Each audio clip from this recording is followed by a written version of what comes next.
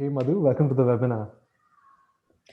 Thanks, Shiva. Thanks for having me. I mean, first when you reached out, you said you want to talk about product marketing.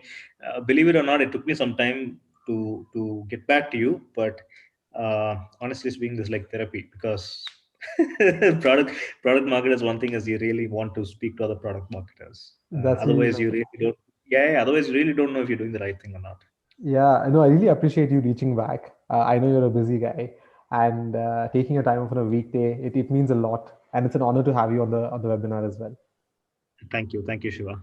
Okay, Madhu. So before we start off, I'd just like to set a context to our listeners as well about what the webinar is about. Okay, so this webinar series is started off to add value to the product marketing community.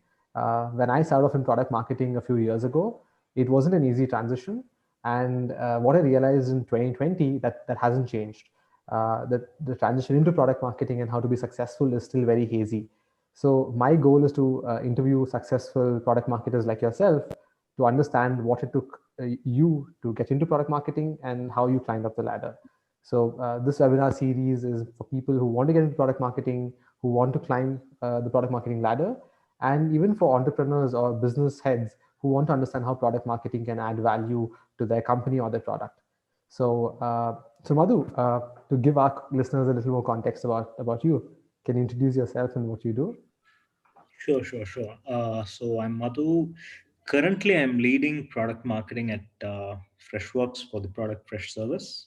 I've been doing this for around a year and a half now. It's been a really fun ride. Before this, for around 6 years, I was the director of product marketing at Oracle for their data integration line of products. That's including quite a number of products in the portfolio.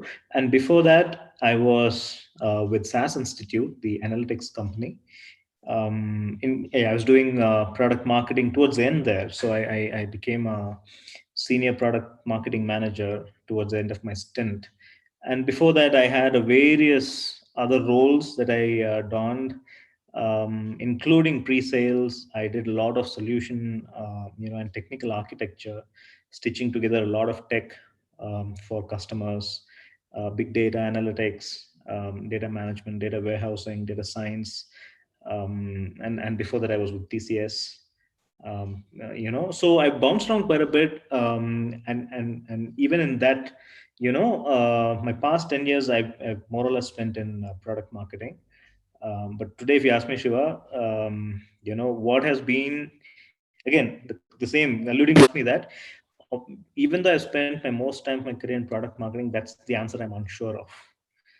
Right. So it's going to be a fun conversation. What I'll do is I'll try and any answer, any questions, I'll give you my perspective. It's always going to be one data point among so many other, and as you speak to product marketers, you'll come across a different kind of a picture, depending on who you speak to, what stage of the company they're in, what the focus has been, the phase of the product's life cycle, everything. But hopefully, this will be an important data point.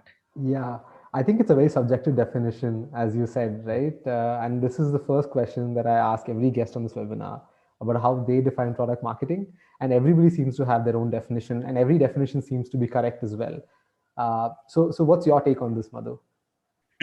So mine is very broad. I generally, the way that I approach product marketing is, it's the wing of marketing, or it's the closest to marketing function that sits next to product and engineering. Right. So that's the best way to identify product marketing and to locate a product marketing within a company. And the reason why I start with that is many times you try to define the nature, the scope of work of product marketing, but generally the location gives it away. Right. You cannot be a product marketer if you're not closest to the engineering and product teams. And then, of course, the GTM on the other side. Right. However, if you do go the further away from the core of product you move away, you move into other flavors of marketing. Arguably, you can make a case that those would be, just by virtue of where they are situated, have different priorities, sales priorities or other priorities, right? So that's one way of looking at product marketing and defining it. From a role and scope wise, the way, again, it's very broad, but the way that I always approach the role is Product marketing is responsible for the narrative of the product, ultimately the success of the product once it comes out of the engineering stables. Right. Now, that's a very broad definition. I generally don't go narrower than that because it's accommodative without being very intrusive. You need to be very, clear that everything falls under the scope of product marketing, but there are also enough marketing functions that you can lean on to make it successful. So, at no point would a product marketer say that's not my job. At the very least, they'll be like saying, okay, so this falls in the periphery of product marketing. Can you work with whatever different the company is structured, be it growth or be it AR or be it PR or be it brand marketing. You can hand it over to them, but you will still be involved in orchestrating the success of the product. um, and from function wise and the responsibility wise, it all stems from messaging and positioning for product marketing from my experience, because it kind of drives the story, right? So between these three, the location, the role, and the core responsibilities, you got, okay, if these three things align, you're most likely to be in product marketing.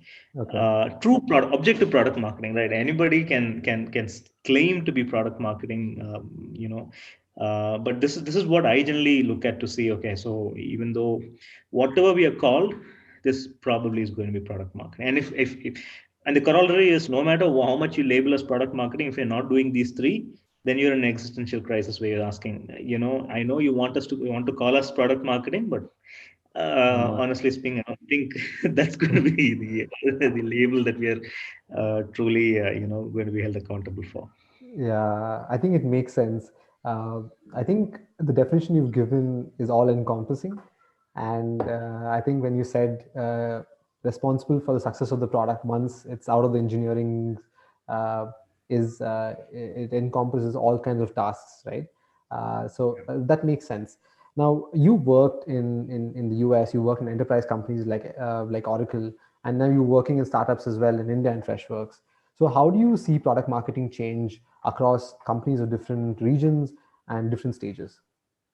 Yeah, I mean that's very interesting, Shiva. See, in Oracle and in SaaS, they were sophisticated engines, right? And unfortunately, maybe I'm dating myself here. I also was there in Oracle pre-SaaS and through the SaaS eras, right? So there were many tech hybrid cloud-based products that we then pivoted onto SaaS and then completely also launched as SaaS native. All those are like big products, big companies with legacy, deep embedded legacies in their customer base, as well as their internal stakeholders. Um, for them, it's all about how do they redefine and reposition product marketing for SaaS. Even if you take product marketing, they'll have very specific, sophisticated sub functions. Yeah, Enablement is huge. Like you had thousands and thousands of sellers inside Oracle. I mean, you can spend decades in Oracle and not know about the existence of any other product. yeah, It could be an industry leader in its own category, yeah, right? So yeah, you're dealing with a behemoth there. So the requirements of product marketing is very different. You again, that's where I use the word orchestrating. So you orchestrate the information flow. You own the messaging and positioning. That itself keeps you on your toes, and you're spending all your time stitching together stories of how different products work together and different yeah, customers can make use of it. Smaller companies, when I moved to it, Freshworks relatively smaller to Oracle, but even that's a pretty big company by startup standards.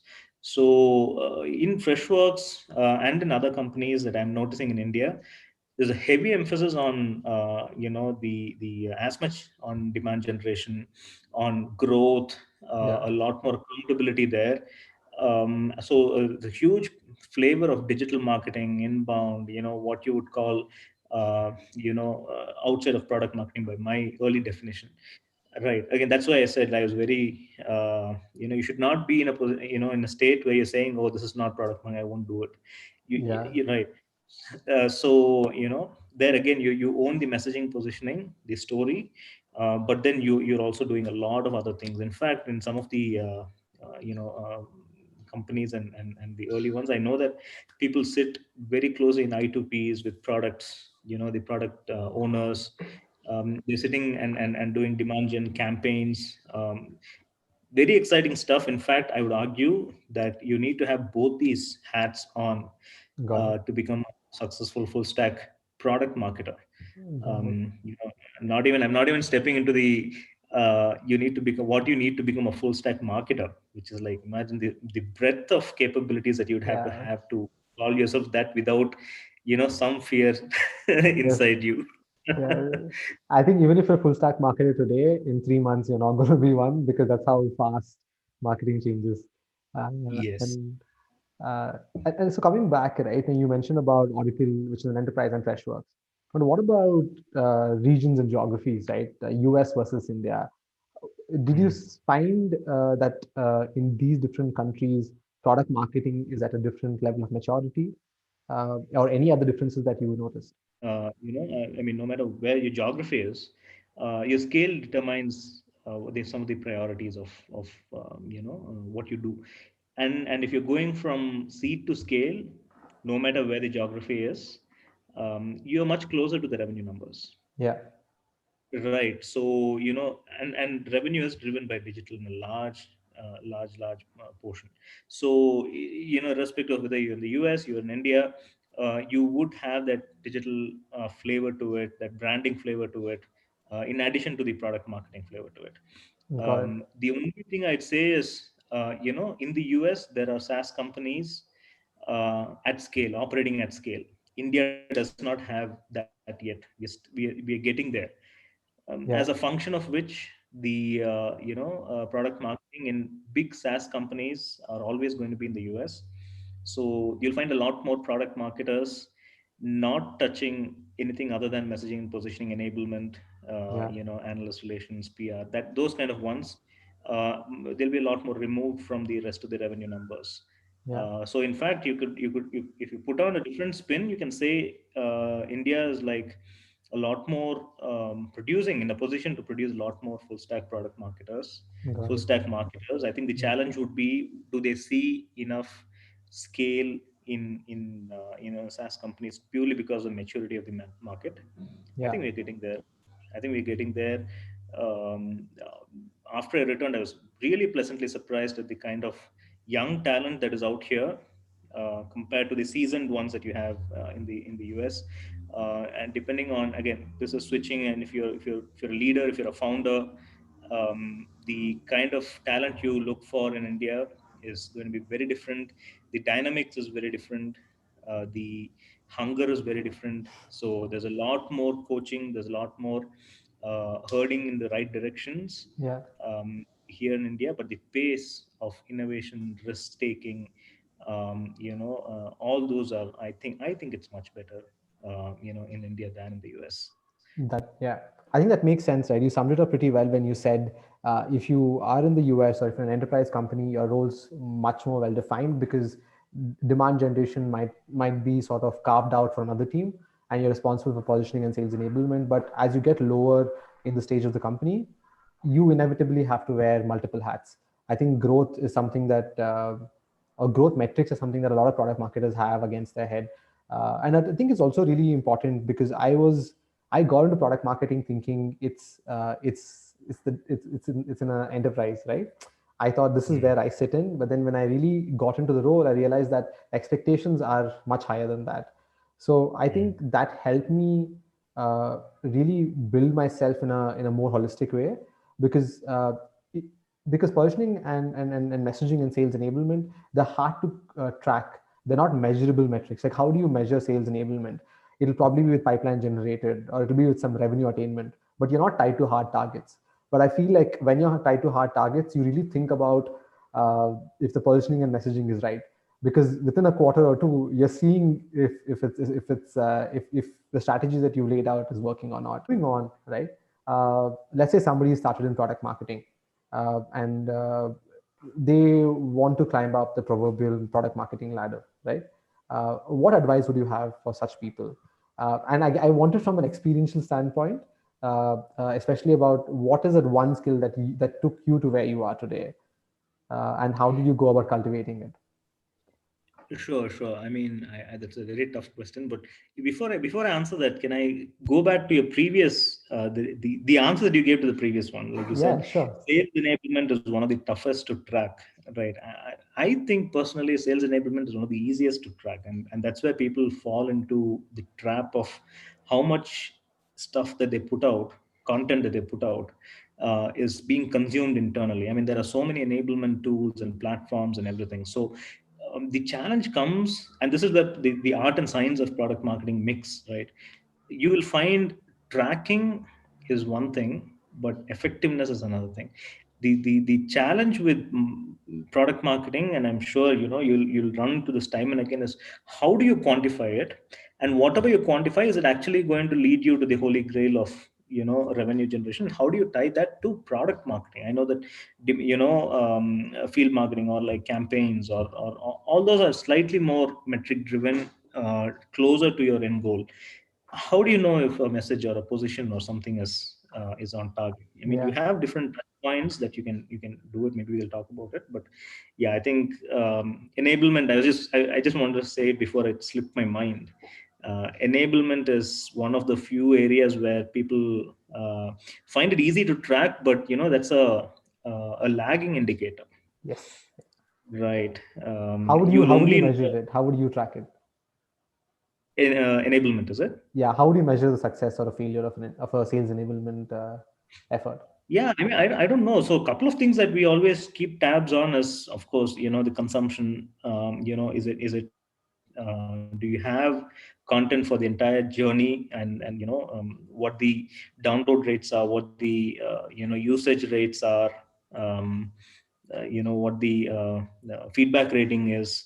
So you have a couple of different ways that you can track it, and in fact, they are honestly do a decent enough job of seeing if you're disseminating information, Okay, right? got And it. now whether they're being converted and they're being used, that's a completely different subjective scale, which is where your ability to have enough inroads into the different stakeholders, your credibility as a product marketer and a product marketing function, all these play a role, because Yeah. many times it's a story that you're selling, Yeah. and there's no right and wrong. Everybody adopts the story, chances of success are slightly higher.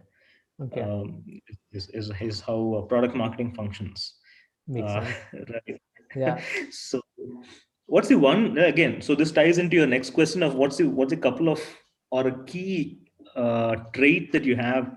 So I'd love to say I can isolate something like that. I'm not sure that I honestly can, because I'd be the first to admit that you can do all the right things and still things won't move, or if something clicks, you're on the fast track. So I really want to anybody who's aspiring into product marketing, I suspect this might apply to other functions also, but at least to product marketing, I know you can do all the right things, but you'd still need the huge element of luck Yeah. to keep moving, right? So if you find yourself doing a lot of things, studying, reading upon it, listening to people talk about product marketing, you have a gut feel of how you want to structure yourself as a marketer, but you still find yourself stagnant. Don't don't be too harsh on yourself, is my first point of view. So sustainability in the function will give you enough rich experiences that you can then start building on. So and as you're in that function, in the battle scars add up, all those are experiences. Then that gut feel of, okay, this will work, this will not work, this is where I'm strong at, all this will start solidifying. Right. So that's one thing. Second thing is, you look for metrics, but you always understand that the metrics are just milestones towards something larger, which is the vision, which is the customer. Do not forget that. What people do is they get caught up in the technicalities of product marketing. Hey, I need a position, I need two messages, I need a vision statement, or I need a customer success program, and I need a testimonial. I mean, all those are bits and pieces. Ultimately, are you able to tell a story that your internal folks are willing to adopt and run because it's credible? Is that something that you're willing to tell your outside world? Yeah. So it boils down to the fundamentals of marketing. So don't forget that you're a marketer, you're a storyteller, and then try and see how else you can take that story and what better ways to tell that story Yeah, using channels and mediums and all other mixes.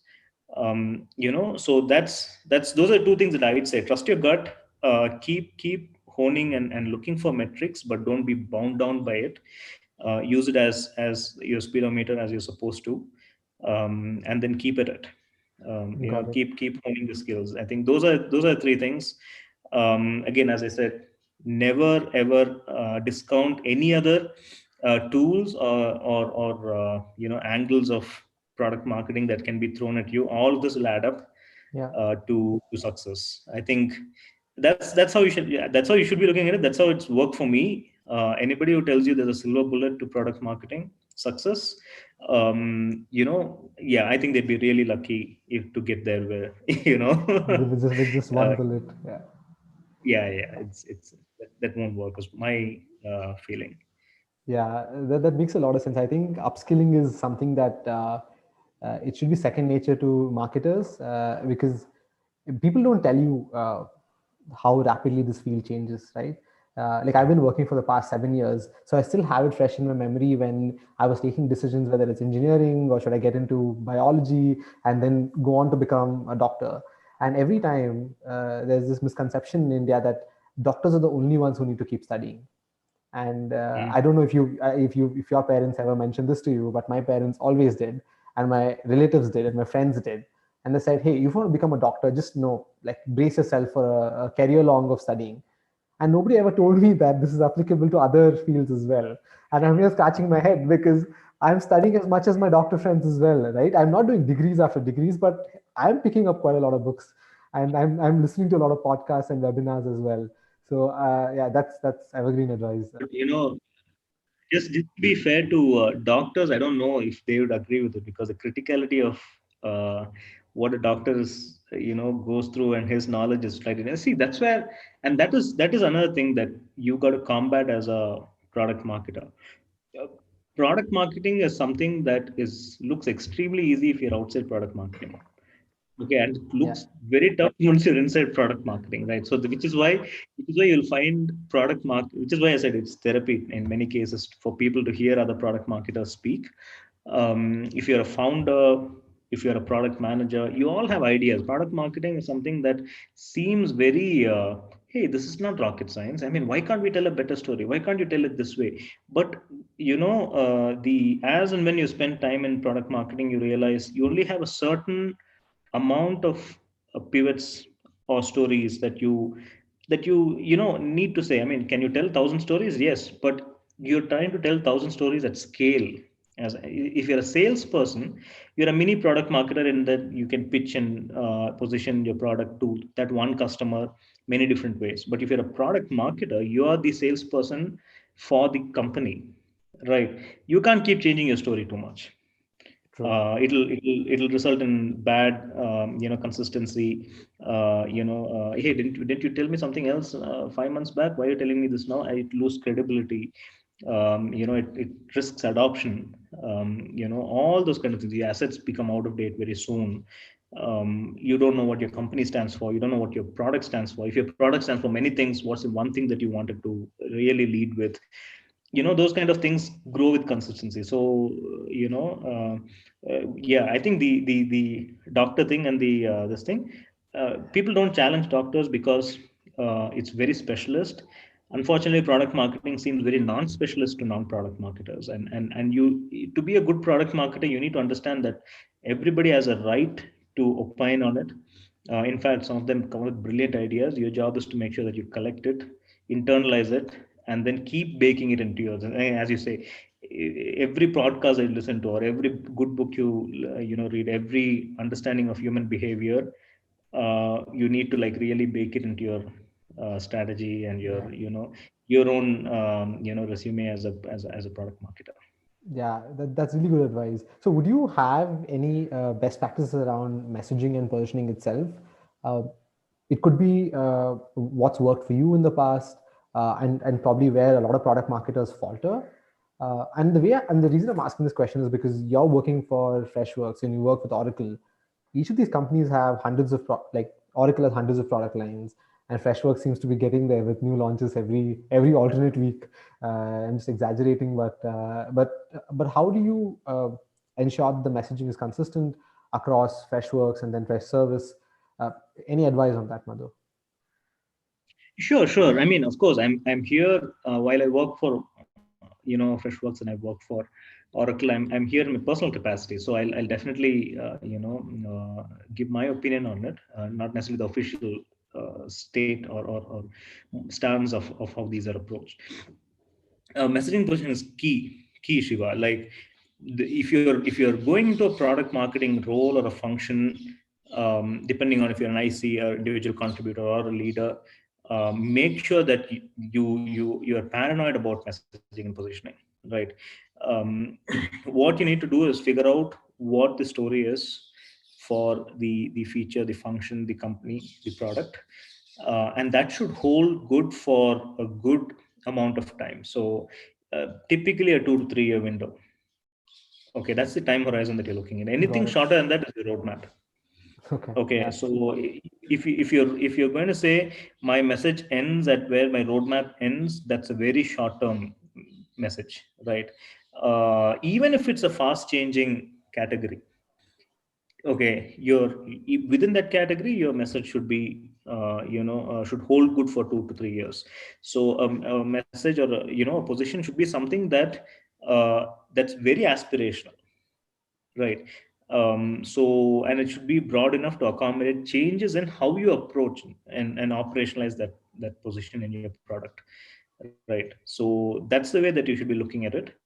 And then once you've gotten a position, then you can take it to market through different messages, depending on which segment you want to target or what feature that you want to highlight, etc., etc. Got it. So the position actually takes precedence in a lot of ways, Yeah. and try to nail that down. And somebody was asking me, what do you mean by nail it down? I mean, but the thing is, you get agreement on that position internally first. Hey, is this where we are going? You're right. And if the product owner and the founders and the leaders, everybody are okay with saying, okay, yeah, that seems like where we want to go, but I'm not sure if we can ever get there.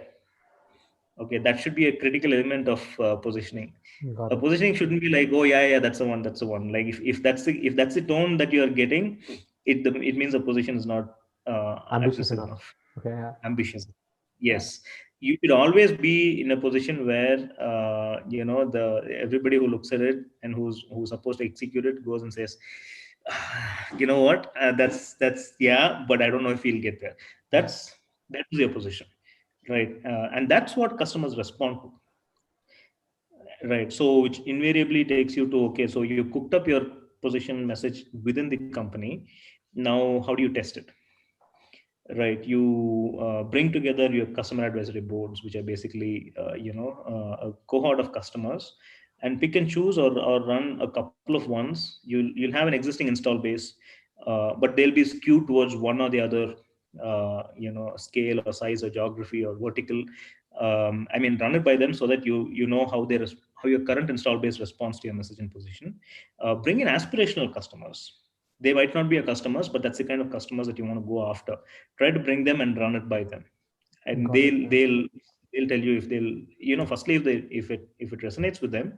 Secondly, if they'll pay money to get on board. Yeah. So that will give you a pulse of, okay, fine, we're along the right track, and that's a tone that we want, etc. I mean, there are always thought leaders and influencers and the industry analysts that you want to run it by, because they know the trend, they know the industry categorization, everything. So they're also important sounding board for anybody to see, okay, this, okay, yeah, you know what, that'll work or that might not work. And once you have a solid enough, okay, fine, we've heard from these people, I think we're good, then start putting it to the real market. Got it. And this customer advisory board is something that I haven't really read much about. So how do you go about conducting these customer interviews? Because when you're saying messaging and positioning, right, it could, you might have written down a couple of lines, How do you display this, or how do you showcase this to your customers? Is this in a landing page, or are you showing them the product and explaining the product itself? uh, how does that work? Yeah, I think, I mean, you bring together a certain set of people. So one thing I'd say is, I mean, you can have your individual conversations, but bring together a set of people, vocal enough, passionate enough, who have that problem that you're trying to solve. And they will, and then you present to them, what you think the problem is, right? How you Got define it. the problem. Yeah. uh, right, and definition of the problem itself would go a long way in helping you understand how you want to position it. Right, sometimes you define the problem as too narrow. Sometimes you define the problem as too broad. Right. Sometimes you actually saying, hey, this is a problem that we want to solve, but nobody is convinced that you are in the right space to solve it. Yeah. Right, it could be an adjacency, or it could be a different market, and they're wondering, this is your track record, this is where your product is, for you to pivot into that particular thing. I understand the problem. I understand that you understand the problem, but I'm not sure that you are rightly positioned to execute on that, unless so, which basically is an execution challenge, right? So if which means you've gone to the next level of, okay, everybody is on board with the problem and problem definition. Now it's a question of credibility and execution. Can you do it? Right. So that's the way do you do it. You can keep it as open-ended as possible. I'd rather say, keep it free flowing. Throw open that idea of, whiteboard it, and see, the state, this is the current state, this is the future state that we want to go to. Don't necessarily get into the hows of it, the what and why, what the problem is, why we want to solve it, and why we Got think it. we are the right people to solve it. The hows are roadmaps, so there you can get the practitioners and all those kind of ones. um, which basically brings me to the next one. So who are the kind of persona that you bring into the customer advisory boards? Yeah. Right. Yeah. So yeah, you can bring in the decision makers, you can bring in the practitioners if they're close by. Your problem is solved. In many cases, the problem is owned by someone else, the problem is solved by someone else. Yeah. So the more enterprise you go, actually, that becomes more the case. And then the more downstream SMB and direct to customer you go, the problem and the solution is owned by almost the same person. Yeah. So those kind of dynamics come into play. Even when startups go about ideating their positioning, right, it's often done in vacuum. The co-founders and probably the investors and a bunch of friends get together and define that, but you don't essentially test the positioning or the messaging with the target customer. You're always pitching the Mm. product and testing, hey, which feature do we build? But I haven't come across a lot of founders or product marketers who test the positioning itself with these customers. See, that's a challenge, no? How you, in some ways, you're saying, so you should be able to play both the sides of the game. If there is a founder or a person or a position that the company is taken, and you feel it's not aggressive enough, you got to go back and say, let's be more aggressive, and etc etc. Sometimes they're really aggressive and the market is not responding. At what point do you say that's a visionary idea that the market has not caught upon? Okay, and as a product marketer, it's up to me to take it to the market, right? Yeah. So this is why I say there's no right or wrong answers to this. And if that there are excellent founders with extremely radical ideas which they've all worked on. Like when they first pitch, it will be laughable, but the minute the idea catches on, then you realize, oh my god, this is the next best thing. Yeah. Right. So I mean, as product marketers, our job is, all these are tools. You can run the best message, everybody will respond, and you can still come back and the founder will say, I know everybody responded to what you said, but my gut feeling, my vision is different. Got it. Right. So founder fit is very important. Founder understanding is very important, Got it. which is where, the confidence with which the person who owns the vision, and so as a product marketer, mostly it's almost as much understanding the person with the vision as the market. Got it. Right. So Yeah. A lot of stakeholder yeah, management as you well. can't. Correct, exactly. So you can't say, one outweighs the other. So your job is better if everybody's aligned, but if not, you got a, you got a, how can we put it, a more rewarding and rich experience if you fulfill it. Really good way to put it. Yeah. Sort of segueing into from messaging and product positioning itself, I think it's a result of understanding the market really well. So you've worked across multiple companies and handled, I think, at least 20 different products right now. Some of them are easy to understand, some of them are very technical, some of them are business oriented. Uh, so how do you go about figuring out the customer and the product? And the reason I ask this question is because uh, you know I think the best skill that a product marketer can bring to a table is his understanding of the customer and the product itself, right? I think, as you said earlier, don't focus on temporary tactics, but actually focus on the fundamentals of it, which is knowing your customer, and developing the gut feeling of what might work, what might not work. So, how do you go about understanding the market and the customers that in the sectors that you operate in? Yeah, yeah. I think here I might have been aided by my background a little bit. That's why I said luck. All this plays a factor. So I work on a lot of horizontal technology, which had the reputation of, hey, this is slightly more technical, and this product is slightly more complex. So every time I went in, I've had to study the product, study what it brings to the table, go back to my own home or like in my own spare time, figure out, so if I really deconstruct this, who really benefits, which company, which industry benefits, what company benefits, what team benefits, and then how do I boil it down into real dashboards of either productivity gain or cost optimization, or like profits. So it generally boils down to these three, but the shortest path from product to these benefits is what you need to understand. Don't The temptation is there to cook stuff up, because in product marketing we don't necessarily stay on the front lines. We have this risk of being in ivory towers, coming up with value propositions.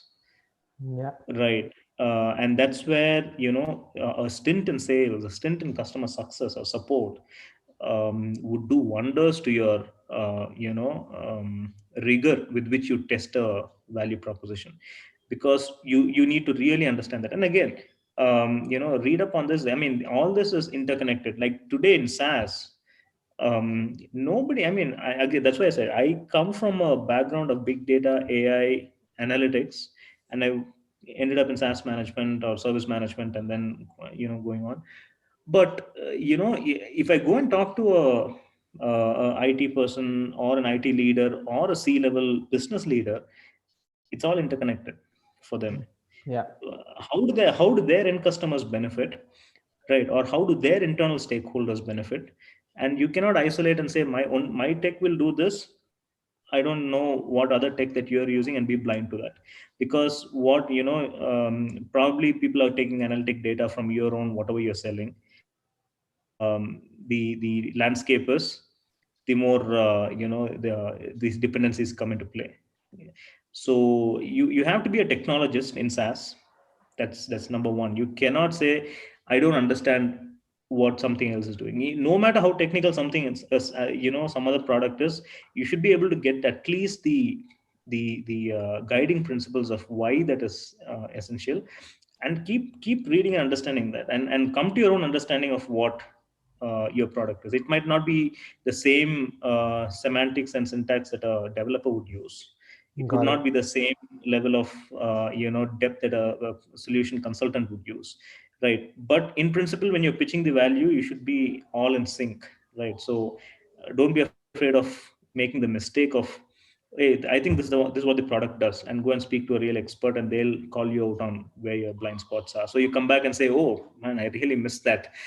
Yeah, So and then so actively look out for blind spots. Demystify the product to yourself first, because if, I mean, it's a fundamental, again, fundamentals. If you can't explain a product, you basically can do not understand the product, true. no matter how technical it is. I mean, you should be able to explain it to somebody over a cup of tea. Yeah, yes. Yeah.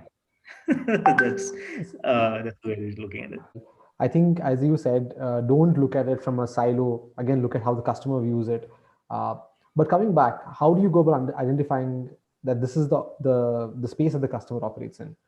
Like one example is, or what I'm looking to get from you is when you took up fresh service, right? Uh, Probably you had well documented guides on what the customer is and the buyer persona is. But if you did not, how would you advise a product marketer to go about developing that persona? Uh, are there any resources that you look at? Are there any sites that you look at to better understand who your customer is?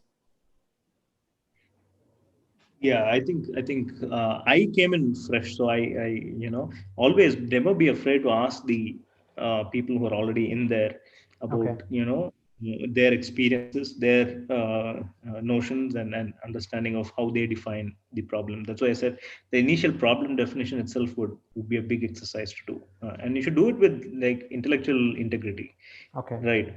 Approach it, and as you rightly said, hey, start with the fundamental. What is Right. Start with the waters. yeah, What is this? What is this? And then make sure that you understand, what the space that is that you're operating in. got it. Right.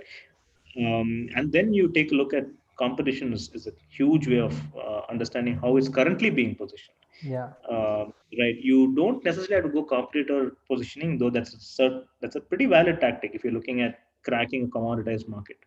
Right. That will take you a certain distance till you want to catch up to the tailwinds of the front runner in that particular category. But to move ahead of them, you need your differentiators and everything. Right. So make sure that you look at competition to understand how they're positioning and messaging the problem and the solutions. Um, Identify titles within a company got it. as to who owns that problem that you're trying to solve, and talk to them. Yeah, That is really important, and persona building is extremely key. The more people that you speak to, and the more different geographies, regions, industry verticals, practitioners, the more you'll get an idea of, you know there'll be a pattern of got it. okay, these are the kind of people, and these are who have this problem, and this is what they speak about the problem, like, so you identify the problem thing. So persona building is key. Speak to the talk to customer zero. Like if you are in a SaaS company, and if you're building a SaaS product, and if that you have a problem that your solution is looking to solve, Yeah, look at yourself as customer zero. Right. got it. Yeah, People sometimes do not turn that lens inwards to say, okay, hey, if we are, because we are a SaaS company, and we have this need, what would I want? And so that will give you, a different lens as to how or how much gap is there between the solution you're selling and the story that you're selling. got it. Yeah, Right. So I all think this all this comes into play. makes sense. Makes sense.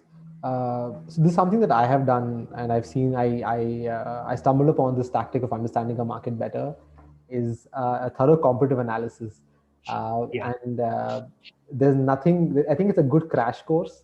In fact, I would have it as a part of an onboarding for every employee out there, every customer facing employee at least, or even product management teams, is because when you do a deep dive into the competition, you'll get to know the messaging they have, the positioning they have, and even the different features they're highlighting and the features they have, they don't have.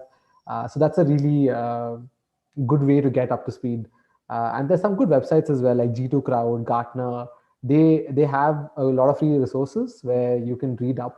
So I think that's something that's worked for me in the past. Yeah, that really does work. I see, the Gartner and the Foresters and the influencers and the analysts, they are really good at defining, quantifying the area, the space, and they provide so many other services, including customer feedback, as you Yeah, said, the G2 crowd, and peer insights. They're really good. Again, if you're in a category, or if you're in a position where you want to break through, land in a quadrant or a Forrester wave, and then power through that, is a good place. In many cases, for Indian companies, we're looking to land into those, waves and quadrants. right? So the challenge is till you land there, and then after you land there, you slightly switch tactic to make sure that you're still moving up, and it shows that you're on the right trajectory. Yeah, Right. So all that, the thing again I say is, both of these are touch points. Again, I come back to that perspective of, why you shouldn't be overly influenced by one or the other indicator. Okay, if anything, go by founder and customer, and a third, a close third, but definitely a third is the influencer one, and the got it. competition. Yeah, Competition is more for you to outsell and differentiate, but your core identity should not be competitor based. got it. Um, so that, I mean, again, as I said, it's still valid. I know so many companies which have come as an alternative to a clunky enterprise product in SaaS. That will take you till you catch up with your competitor. But what next, Yeah, right? So. you need to Uh, have the originality and the vision from inside out. Otherwise, it gets really hard. Yeah, yeah, because see, many of the messages, positions, campaigns, content, derive from the actual North Star, right? And if your North Star is the same as your competition, you're missing out on a lot of thought leadership, a lot of differentiating factors.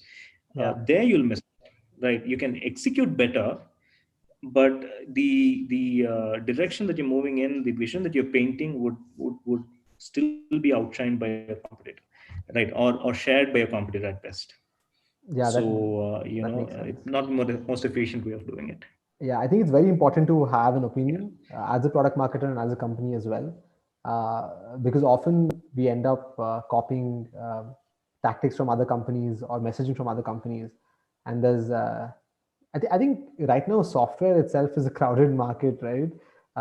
The ability to churn out products and the tech know-how is getting more democratized.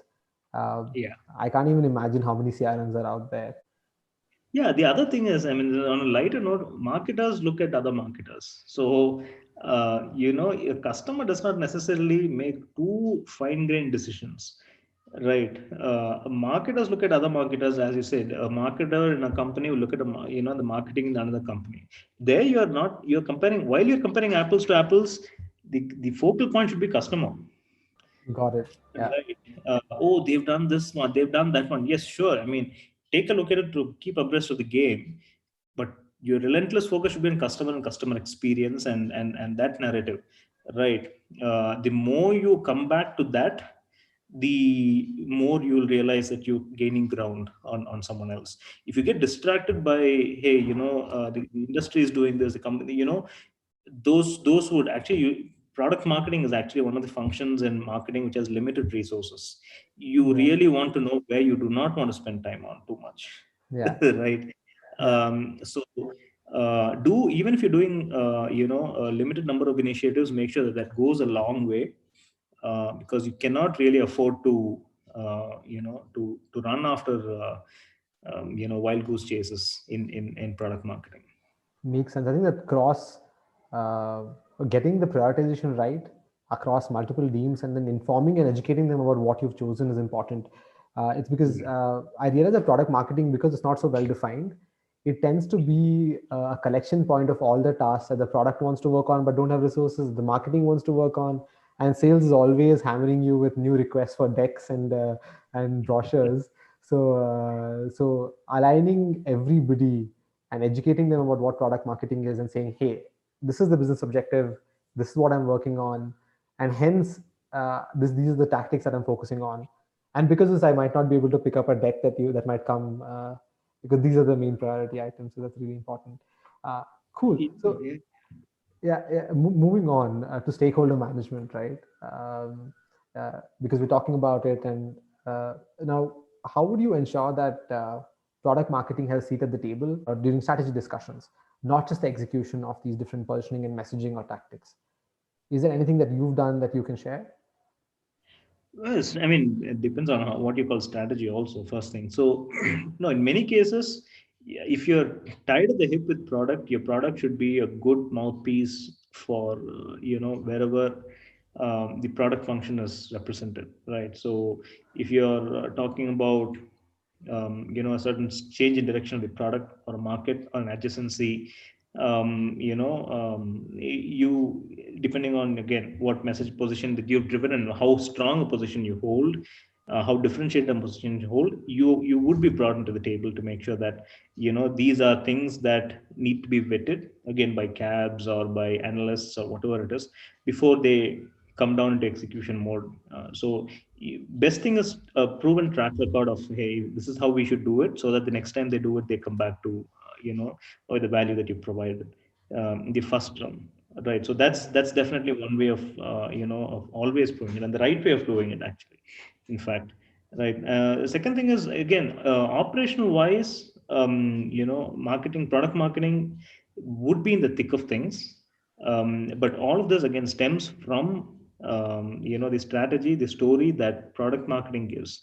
So in many cases, I've noticed, if you're adding value, and if you're not always raising the problems without solutions, you'll be invited back to the table. Got it.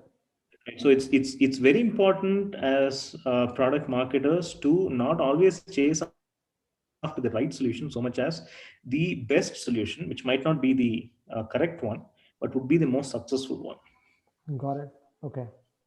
Right. So there is this is again a certain art to the science of product marketing. We cannot be purists in applying, this should be the message, that should be the message, this is how things should be done.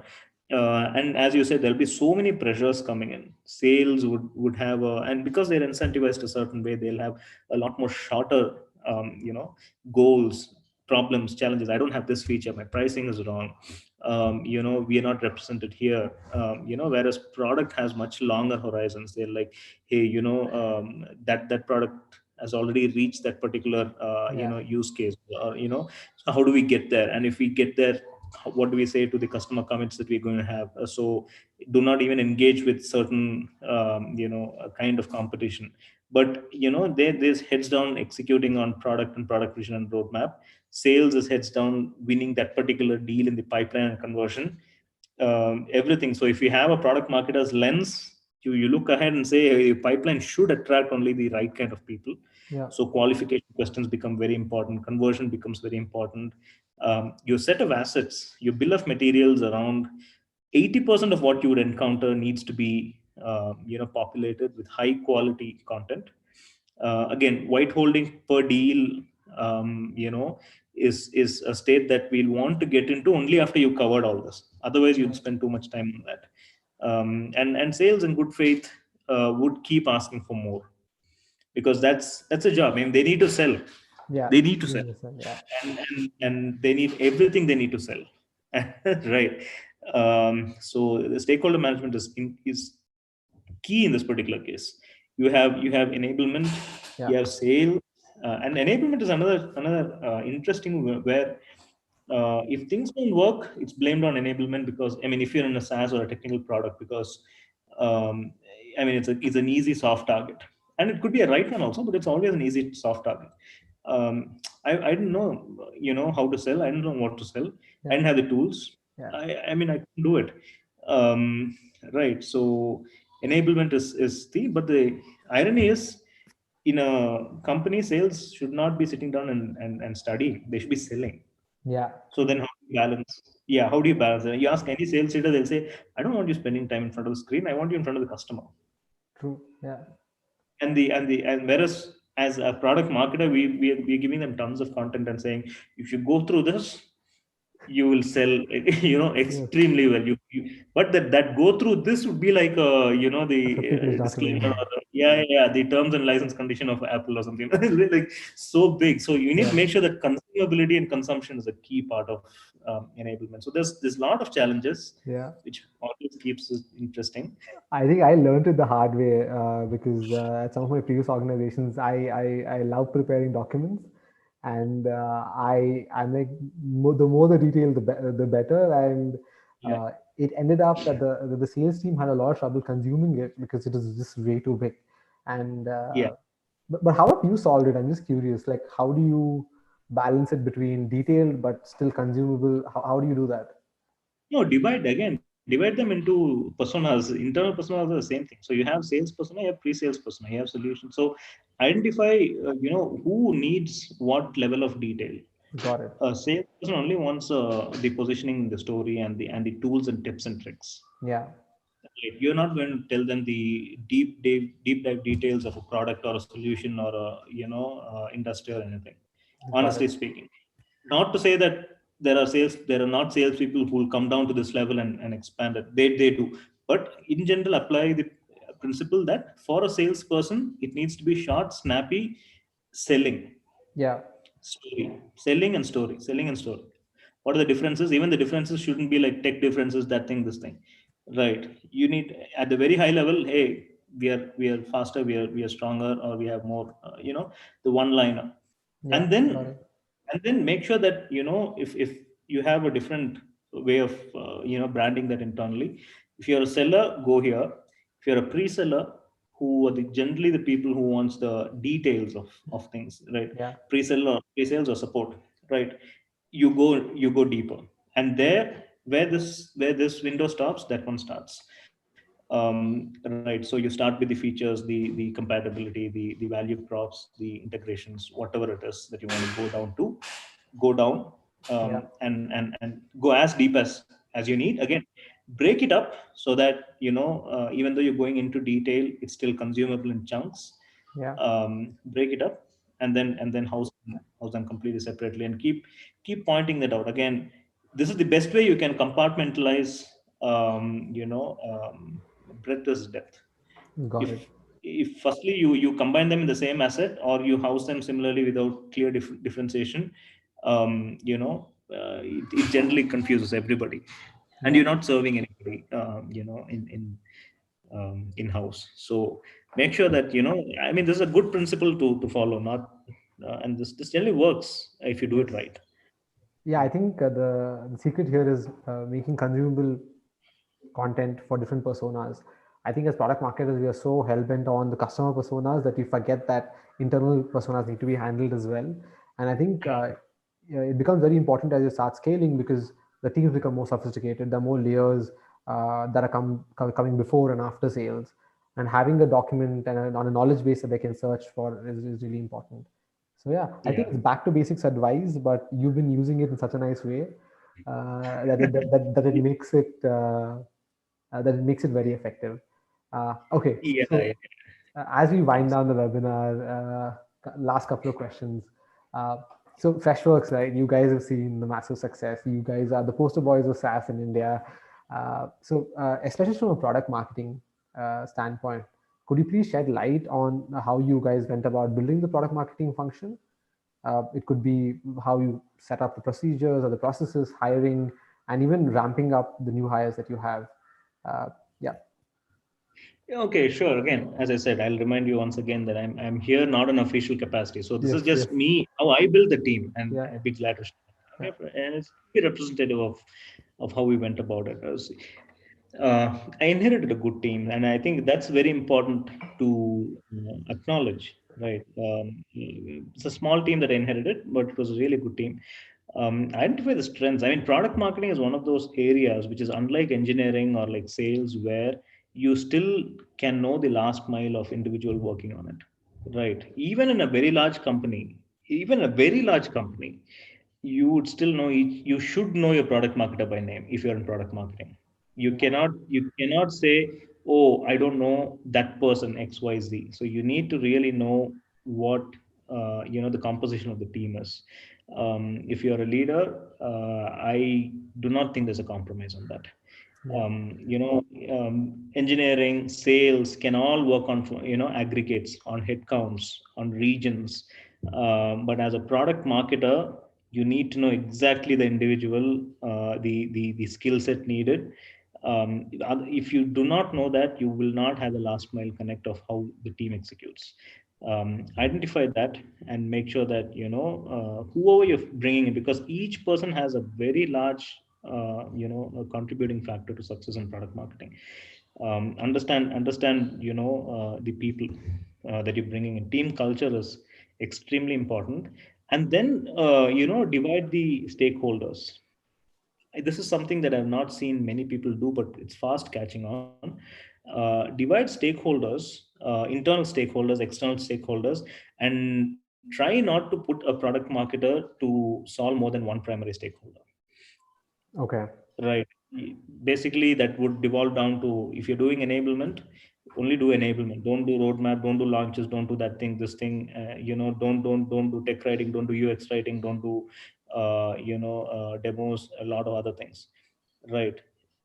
That gives them focus. That gives them the ability to say, okay, fine. This is my timeline. I can manage it. I can do it. Many people in many companies, they try to optimize and ask them to do everything. I think that's asking too much of Yeah. of the person who's stepping in. They won't, I mean, as they grow, they'll be able to do a lot of different things, but you, even then, you're much better off having subspecialist functions within product marketing, where you're freeing them up to focus and own a certain area, and then they can expand beyond that at their own appetite. So try and do that is another key factor that I'd say. As you said, put them in a stint of support or pre-sales or customer success. Ask them to go through product competition, everything, onboarding, and then come and sit back in product marketing. Yeah. Otherwise, you can, the only way that they'll come in directly into product marketing without any of these experiences, content and content writing and branding. Yeah. But any other way, I would really get them to get a grounding on the corporate life somewhere else before you pull them into product marketing. Otherwise, they would not know the reality of what goes into selling, Yeah. building, support.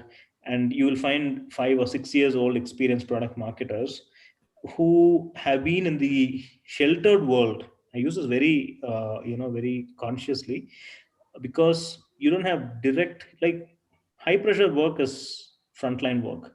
Yes. If you've not been there, I don't think we can empathize with who we're dealing with. If you cannot be a good sales enablement specialist if you've not done sales, Yeah. True. like, that's a fundamental thing. Like, Yes. you cannot do product and feature launches if you've not been a customer, or the customer end, or on the development end, or on the sales end. Yeah. So all these things, you'll have to make sure that they have the background, and then you're bringing in them, and then saying, hey, this is the background I'm really excited that you're bringing to the table. Now let's see how we can bring the best out of this. Got it. Start building them, and then, again, I'd say team culture is one thing, vision is one thing. That the whole thing that you spoke about, messaging and positioning, unless the team believes in that message and position, right, and the reason why we are doing that, only that will drive every other aggregate function. Okay, so that's the direction we are pulling in, and that's Got something it. that I believe in. Otherwise, you've got people working for the paycheck that will never cross the boundary of craftsmanship. Makes sense. I think there's Right. one thing that I want to dive in a little more deeper is the way you structure your team, right?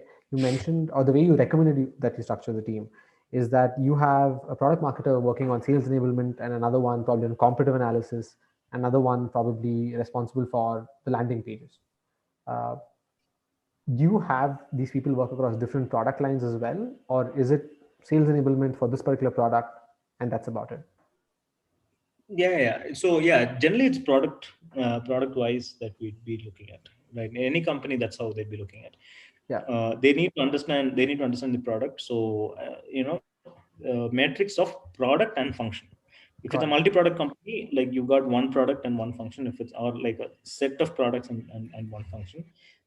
Whereas in the Valley, it's very different. The US, I've seen, and this is a difference. I was at one point, I was handling many products, almost like one Yeah. function. And then you can see why India is an advantage. Okay. Why SaaS companies do really well in India. SaaS, and this is again not a no-brainer. Engineering, everybody was like, oh, you know what, we have excellent engineers in the West, and then they came and they saw, oh my God, every other person is an engineer here, and then, they started building offshore centers. I think the conversation came to, oh, is there quality, right? But quality is there. Now there's also non-quality. That's where your leadership comes and says, okay, I'm able to identify who the quality is, or I'm able to bring the best in the quality. So when people say offshore or on-site, or delivery centers, there's a delta, all those kind of things. It all is very subject to an execution, Yeah. right? I think now people are starting to understand, design, content, creative, this thing, campaigns, messaging, positioning, product, build. Everything is also there in India from a Yeah. marketing perspective. Got it. Right. So you got scale here in India. So many SaaS companies in India, as opposed to the Valley companies, SaaS companies, the product marketing function in India is 2 to 3 times bigger than the ones based in the US. Got it. As a result of which, if properly used, I mean, it's an advantage. Yeah, the reason I asked that question is because I was going through a survey recently, and I think majority of product marketers, even I think it was obviously a US skewed survey, are handling more than 2 to 3 products. And I think Yeah, it's a pretty yeah, yeah. tough thing, right? You have so many personas, you've got so many different variables in different sectors. To keep a track of all of this is quite hard. Yeah, just to make it provocative in your this webinar, Yeah, I'd say that's not a model that that's a model that can be easily beat yeah, by staffing in India, and making sure that there's more excellent, highly trained, creative, hungry minds applying themselves to a problem than yeah. one person trying to hold the fort for 3 or 4 products. That makes sense. Yeah. Cool. I think going on to the last question, as you look back at 2020, uh, can you shed light on how your team really rose to deal with the challenges that COVID threw at them? Oh man, like that's one thing uh, that I'm really thankful to my current team that I'm working with. I think, no, I'm not calling out names or anything. Again, this is, uh, to me, I'm like personally so blown off at the amount of commitment that they've shown, and this shows how great a team, I've had the opportunity to land into and build and contribute to. They'll just pull through like crazy. And sometimes I wonder, how, like, some of the projects I look at them and say, how do you even think of it, and at such a time, and I would have been like, involved in some other initiative or something, and then I only see the end result. And even if I just apply myself and think, oh my god, like from orange to this level they brought it, Yeah, to me is just mind blowing. So they've really stuck together. And the other thing is, they, wherever they have questions or doubts, they lean on each other, and just like how I lean on them for a lot of things, to understand more about the product as the industry, wherever there are gaps in my understanding. They've learned to lean on each other. So it's a team effort. They've worked with. We've had people coming in from different functions also, getting absorbed into product marketing. As a result of which, organically we have so many touch points with key GTM functions or like product functions. So they're holding the fort, the liaisons between those relationships, all of which have built into delivering these results. On the whole, I felt this has been a excellent learning curve for us, something which we came through in in good shape, and it's put us. But it's been challenging but rewarding again. Luckily there's been no major things that we had to call out as red flags or anything like that, in fact. So somewhere along the way we lucked out. We definitely did luck out. In I mean, again, it's a silver lining in a very dark cloud. yeah. Hopefully whoever has been negatively affected, like, make it through. We've had positives in the professional front, so it's been really good for us. That's really nice. I think it again goes back to the team structure and the culture that you guys have built. So yeah, kudos to that. All right, Yeah, Madhu. I mean, I can't take full credit for that. I only, like, fit in and amplified whatever was there. I mean, it's Uh, it's larger culture for the company and everything. But yeah. yeah. But Madhu, again, thanks a ton for your time today. I think I've just learned so much in this 1 hour, uh, and I would love to have the conversation, continue this much more further. But then I do know that around this time is when our listeners start to lose attention span as well. Yeah. So I think you might already have lost quite a bit. no, no. I think it is a really good discussion, and I'm hoping to have more of this in the future. And I know you're based out of Bangalore. I'm based out of Bangalore as well.